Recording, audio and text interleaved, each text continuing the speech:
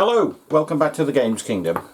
My name's Carl King, and today we're going to be doing what is now an annual video of the haul from the halls. So these are the purchases that I've got this weekend. I visited the UK Games EXPO on Friday and Saturday. This is being recorded on the Sunday. So the show is over 3 days, Friday, Saturday and Sunday.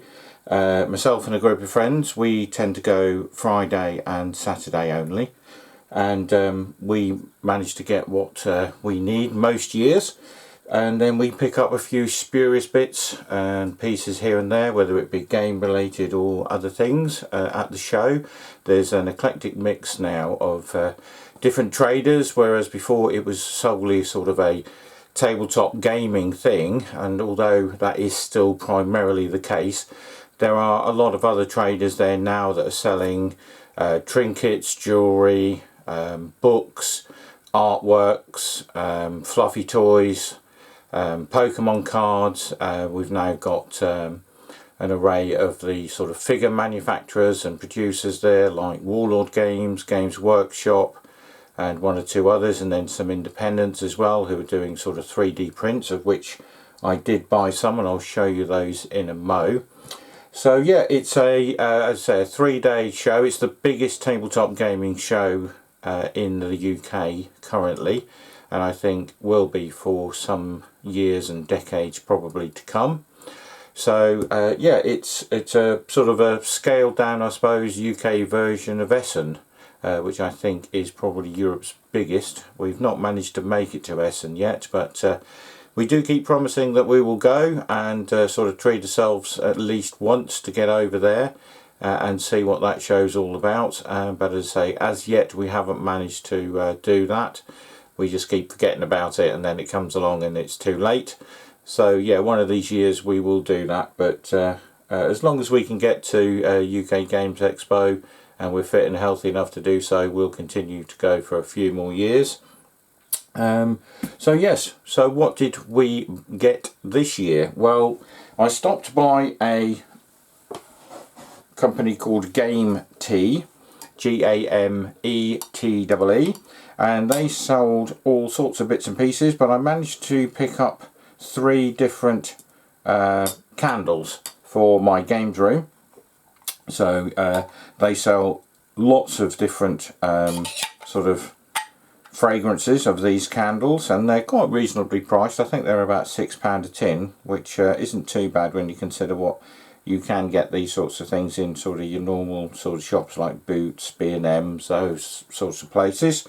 And they're sort of some smells that are sort of game-ish related. You know, this one's pipe, smoke and parchment, so a bit sort of like a sort of thing like Bilbo's study. Then you've got Twilight Tavern, and there's loads of others on their website. It's well worth checking out. They also do a selection of 3D prints and various bits and pieces, and some little bits of clothing, pin badges. So yeah, nice stall. It was very busy every time I sort of walked past it, and I went back there 2 or 3 times and bought an extra couple of bits. I'd ordered pre-ordered these particular items, but I went back and bought a couple of other bits over the course of the sort of 2 days that we were there. But yeah, so Game Tea, well worth check out on their website.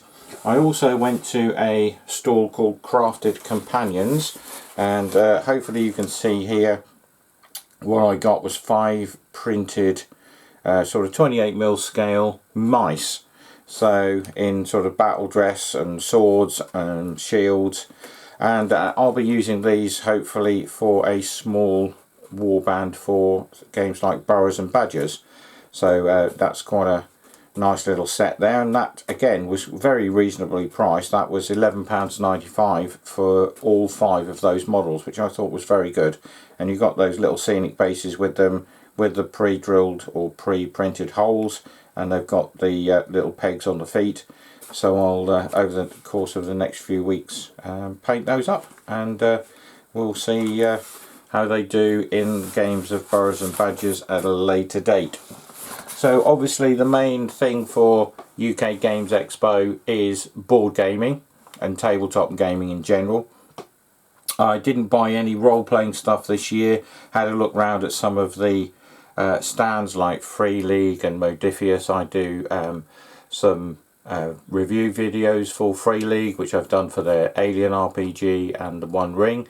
So if you're watching this, if you're a subscriber or if you've sort of clicked on this and want to subscribe, that will be great, and you will find all sorts of review videos for different games and different systems on my channel.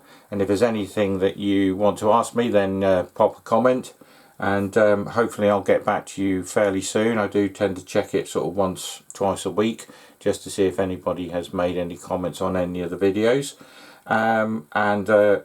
I know I've said this before, but there is a competition running, and hopefully sometime this month I'll get round to sorting that out, and one lucky subscriber, I'll contact you, and you'll get a game from my collection. I won't tell you what that game is, it'll just turn up on your doorstep. I will let you know obviously that you're the winner.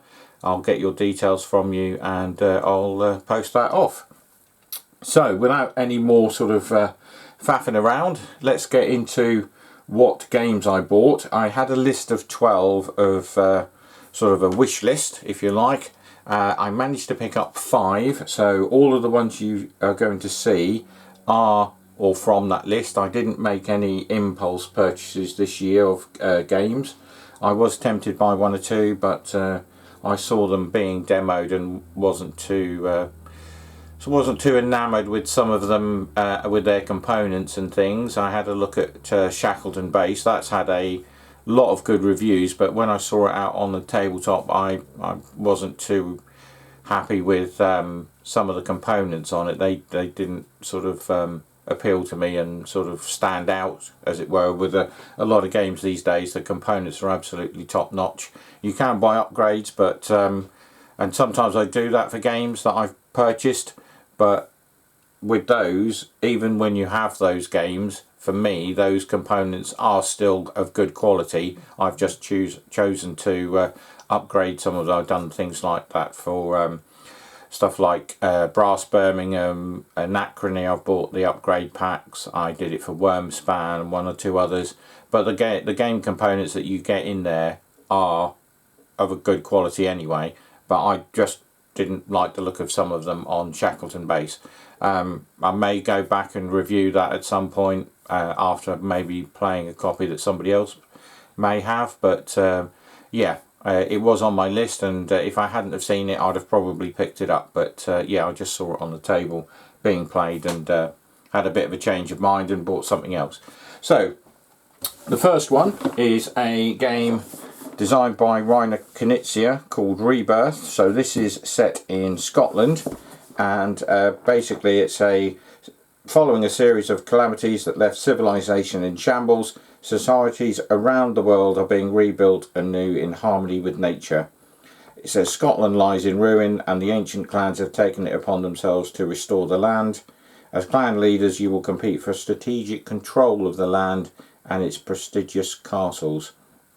So yeah, it's a nice looking little game. I've opened all of these, and the components are quite nice. This is done in what they call rewood.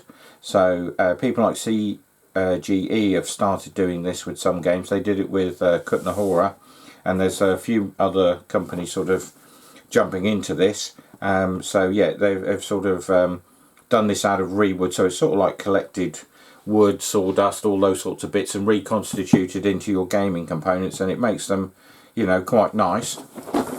We'll have a quick look. There's not a lot in here component wise. I probably won't do this for all the games, but just to give you an idea, these are the castles and things, and say they're all made of this new sort of rewood composite. So you've got your castles and you've got your cathedrals in there, and then there's some little tokens, and then a game board. Some of these games will get their own sort of review video, and once we've played them, I'll also be doing reviews on all of these for Everything Board Games Magazine and for Zatu, who I do those for. So the next game that I got was Black Forest.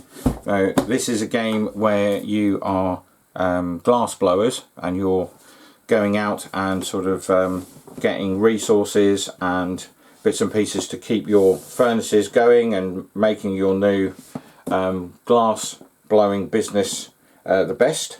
And the reason this appealed to me is because one of my daughters this is her profession, so she is actually a glass blower, and she's been on TV in a program called Make It to Market. She was one of two businesses at that point who were sort of given some business advice and some helping hand and things in that particular thing. So if you're interested in sort of glass blowing and seeing how that sort of works, that's a BBC show called Make It to Market. And yeah, so as I say, that's why I was sort of intrigued by this. And you've got a nice board, and you've got some nice player boards and some other things where you build buildings out onto your own board. And then you've got these you've each got these resource wheels which sort of turn as you sort of take the resources. If it then makes a sort of open wedge, like a sort of pizza, the wheel dial will move, and each of the other components will then become either more or less valuable, and it sort of moves round. As I say, every time there is a space, or you create a space to the right of the arm, it will move, and then everything else will become a new value. So one of my friends has got this, but this does have a solo mode. Rebirth didn't. I think Rebirth, out of all of the games that I've got here to show you today, Rebirth, the first one that I showed you, is the only one that doesn't have a solo mode. But I got that because I just like the look of it and the theme and everything. But yeah, so I'm interested to get this one to the table just to see how that plays out. But let's have a quick look in the box. As I say, I have opened all of these. There is a bit of a box lift on this one at the start, but I think once you get in, punch everything out, because there are quite a number of punch boards that you can see here.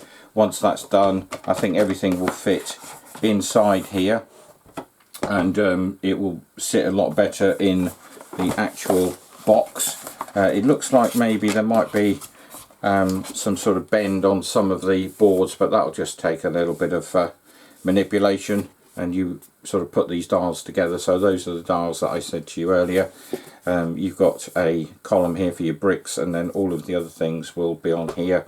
And as I say, you move the dial round when it becomes a vacant sort of section, and everything else then changes price. Again, nice little bag of components here for your resources. You've got these little bits and pieces that will make up your dials, and then you've got some little glass things to use as a marker on your own player board. So again, once we've had a go at this, we'll have some reviews up on hopefully both this particular channel and as I say, as a written review as well. So the next one is by Pegasus Spiel, Civolution. I've seen some videos, playthrough videos done by Paul Grogan at Gaming Rules, so I had a look at that, and this sort of piqued my interest. And it's a Stefan Feld game, so a lot of people like the Stefan Feld games. The board will change, I believe, each time you play. Some of these sort of randomly put into the board, and then, as I say, there is a lot going on, so it's not sort of a beginner's or an intro game by the looks of things. But again, this is a game with a solo mode, so what I like to do is do this, play it solo, get a sort of handle-ish on the rules before we target it and sort of tackle it as a multiplayer as our group, excuse me. But yeah, and obviously that came about during lockdown as well, where I bought games. I specifically looked for games that had either an official or unofficial solo mode on things like Board Game Geek, and that trend has continued even after being able to sort of play in groups and clubs again, because I just think that, you know, it gives you that added string to the bow and more value for money, because you can sort of break these out and play them over a matter of days or weekends, rather than just breaking them out at a club night, or, you know, breaking it out playing with friends and then having to put it away again. So yeah, Civolution. So again, very heavy box, lots of again, lots of components, loads of boards to punch, so this stuff will keep me busy for a while. And then you've got boxes of components as well. You've got some bags for your resources and bits and pieces and your tiles.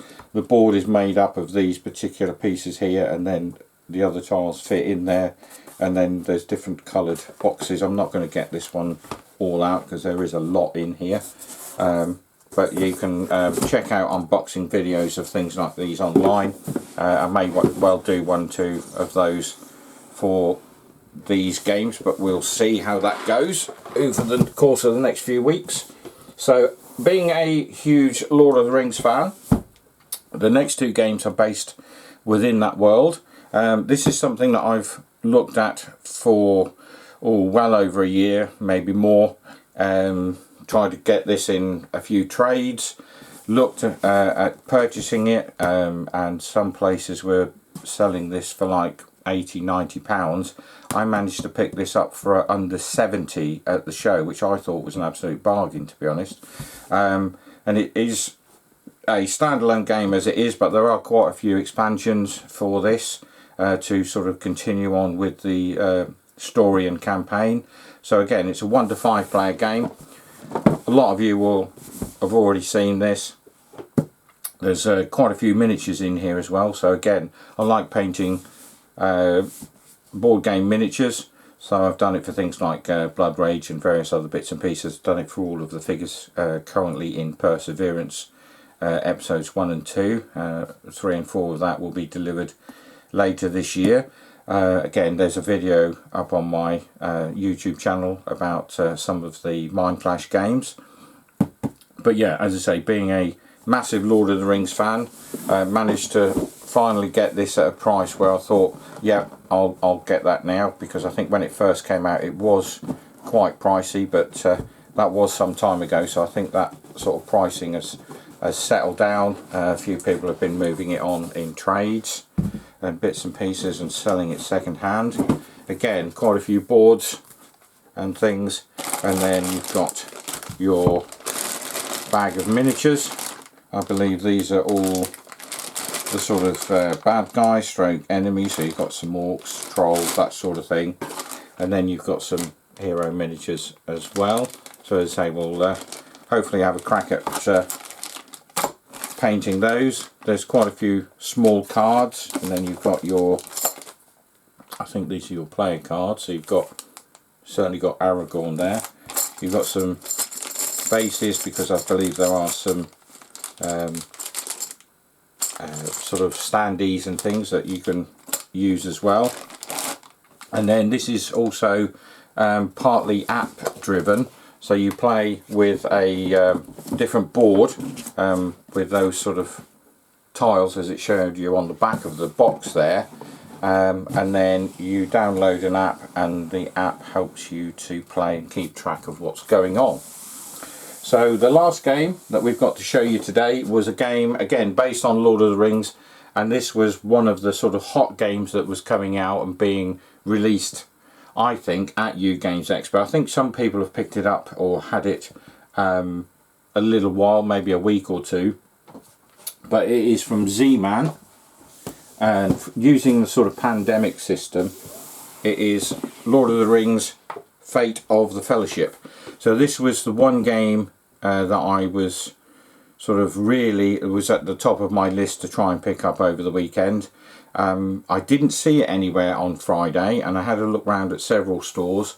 Went back on the Saturday morning and inquired at a couple of them, and one said, yes, we sold out yesterday. We had 70 copies of it and it was sold out, and that was Travelling Man. And that was the case on every stall that was selling it as a independent stockist stroke shop or trader.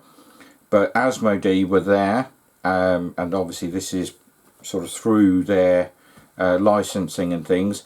They were doing some demos. I inquired whether there was any of these for sale. They pointed me in the direction of their trade stand, and they were selling it, but the only reason they were selling the copies they had was because everywhere else at the UK Games EXPO had completely sold out of every single copy.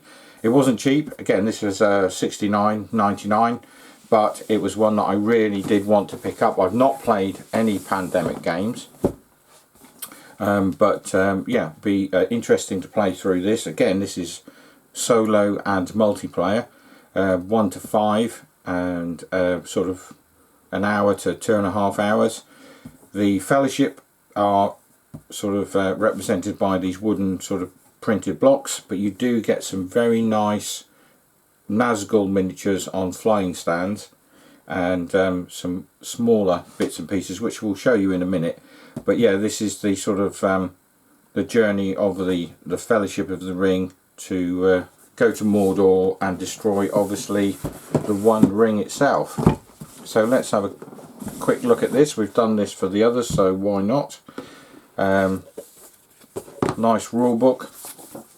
I haven't had a look through any of these, but yeah, some nice illustrations. And Rodney Smith has just released the official how to play video, so before we get into this, either me on my own or as a multiplayer group, we will have to watch that.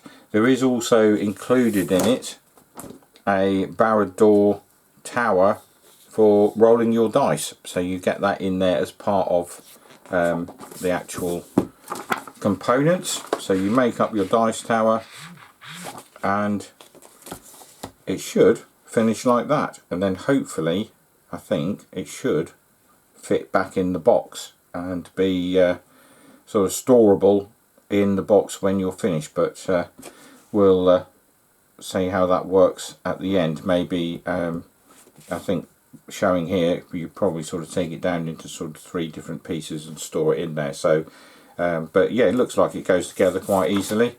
Nice little set of instructions. You've got a nice Middle Earth board, and say the rule book, and you've got your components, your dice, and then I believe in here are your sort of winged Nazgul figures. So we'll just have a quick look at those.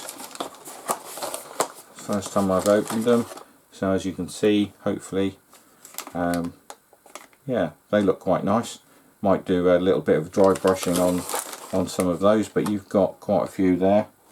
And the flying stands, and then obviously they will pack away each time back into their box. So yeah, there you have it. That's my haul from the halls for 2025. The show was, again, very well organised. This year they'd even sorted out the ticketing thing. Last year I think it took us 45-50 minutes to queue up and get to a ticketing desk. This time we walked through the sort of weaving gates, and we picked up our tickets within sort of 5 minutes. So a lot better organised this year on that front, so that was good. There was a massive queue for the bring and buy. They changed the sort of way that the bring and buy worked this year, I believe. I think you were only allowed to have 60 games in total over the weekend, and no more than 20 per day, and you had to pre-book them into their system to be able to sell them. And we picked our tickets up fairly early, sort of 9:30, 10, maybe a bit after 10 o'clock, and the queue was already huge.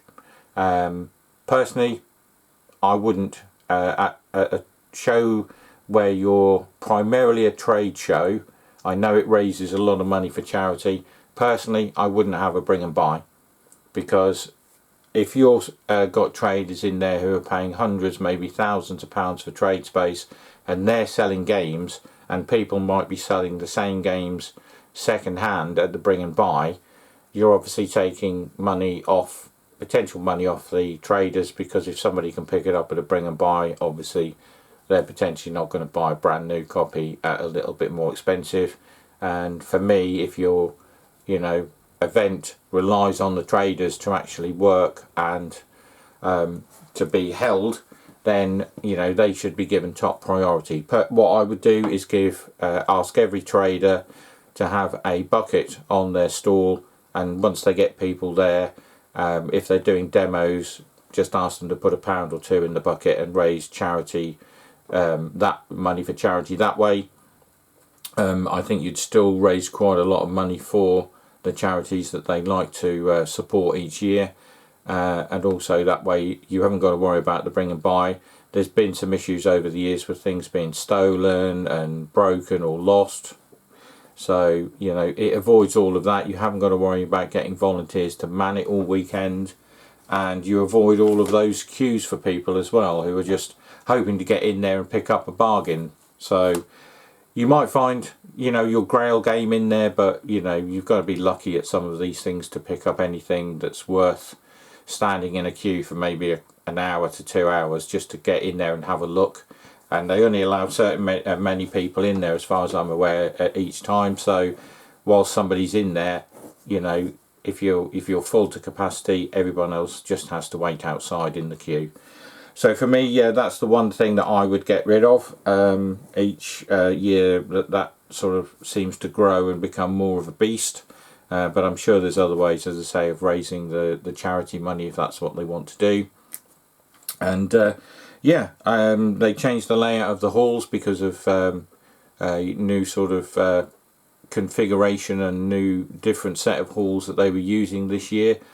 On the whole, that was quite good. Some of the rows and things were blocked off, so you couldn't sort of do your sort of going round or up and down and side to side and going across. So yeah, it just took a little bit of getting used to this year, but by the afternoon we'd sort of worked out where we were going and where people were that we wanted to see, and sort of pre-marked on our maps. But yeah, the initial thing was, yeah, it was a bit of a different layout, but the fact that it was all on one level this year as well was good. There was no climbing up the stairs, and people who had mobility issues didn't need to go out of the first hall and go up into hall 2. You started in 2 and they did 2, 3, 3A and 4, and they were, as I say, all on one level. So that was a lot easier, and hopefully that will continue. Maybe just have a look at the layout again, just to make sure that everything's easily sort of traversable, and you know, don't block off the ends of rows or alleyways. But for us, another successful year. We didn't all get as much as we normally did, but that was just I think through sometimes we may not have seen everything. We were there for, as I say, until about sort of 2 o'clock yesterday. We'd been there all day on Friday.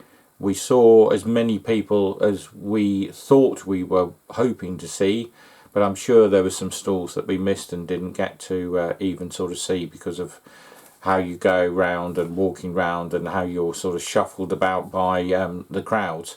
They didn't seem as cramped as last year. Last year was pretty awful, and that, I think the extra space that they gave everybody and the widening of some of the sort of aisles also helped. We didn't get buffeted and smacked with backpacks like we have been the last couple of years, so that was also another sort of plus point for the organisers. They've done a cracking job with that. But yeah, so for me, this is the little haul that I got this year. We're hoping to go back again next year, all being well, touch wood. We've already booked our accommodation back with the people that we stay at. So yeah, looking forward to next year, see what games coming out in between that. And you never know, we might get to Essen and there might be one of these for that show. But we'll have to wait and see whether that happens this year, next year, or in the not too distant future. So for me, Carl King at the Games Kingdom, that's my little video on what I managed to pick up from this year's UK Games Expo. If you haven't been, it's well worth a trip, even just going for one day. There's stuff for kids.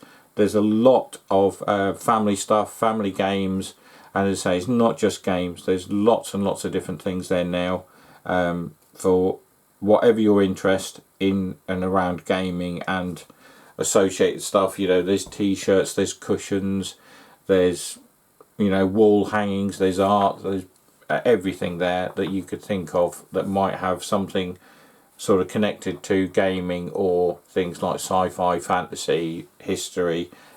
Everything's there that you would want. So if you only do one show, maybe try out UK Games EXPO next year, give that a whirl. The tickets are getting a little bit expensive, more expensive every year, but for us, I think it was about £38 for the 2-day ticket, so £19 a day to get into a show of that magnitude for us isn't really too bad. You have to pay £20 to get into Salute, and I think it's £25 to park there as well. So the parking's quite reasonable, sort of £12 to £15 I think for 2 days. And when you're sharing that with a few friends, that's not too bad, with all the sort of bits and pieces that you're spending your money on. So yeah, the tickets are quite reasonable, I think. But as I say, the prices are going up every year, but that's just not always down to them. You know, the NEC has their things that they need to make to keep them alive, and if it keeps interest in shows like this and that keeps them going, then yeah, that extra couple of quid wasn't too bad. So until we do another one of these and we show you some more games or some more things from shows and places that we've been, it's bye for now.